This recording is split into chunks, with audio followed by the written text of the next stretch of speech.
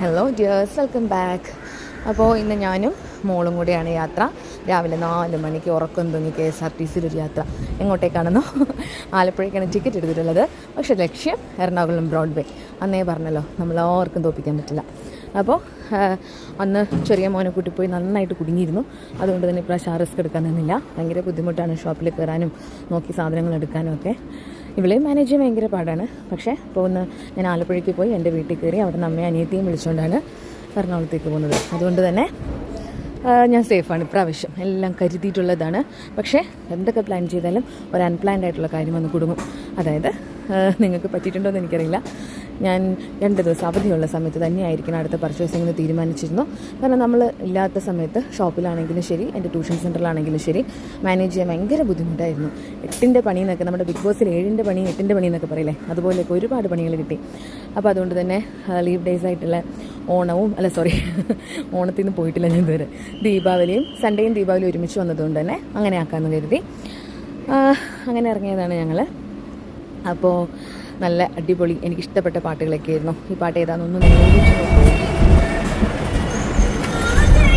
ഇത്ര നല്ല പാട്ടാണെങ്കിൽ എന്താ, ആസ്വദിച്ച് കേൾക്കേണ്ട സമയത്ത് എൻ്റെ വിൻഡോസ്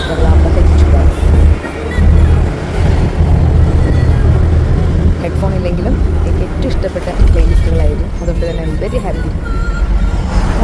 അങ്ങനെ കയ്യിൽ കൊണ്ട് സ്നാക്സൊക്കെ തീർന്ന് ഇറങ്ങുന്ന സ്റ്റോപ്പിലൊക്കെ ഓരോ സ്നാക്സ് വാങ്ങുന്നു.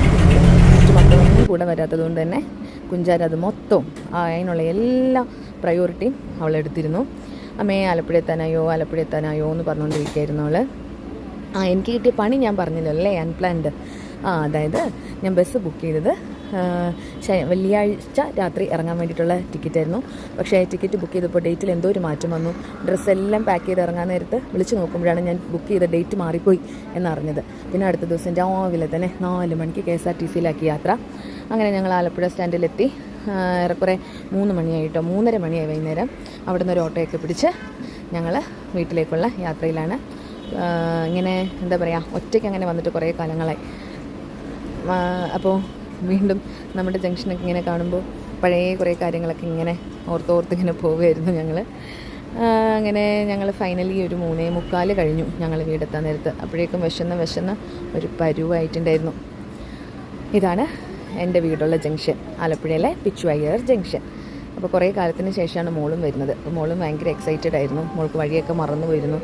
തിരക്കിൻ്റെ ഇടയ്ക്ക് മക്കളെയും കൊണ്ട് നമ്മൾ വീട്ടിൽ പോകാത്തതിൻ്റെയൊക്കെ ബുദ്ധിമുട്ട് നമുക്കപ്പോൾ മനസ്സിലായി.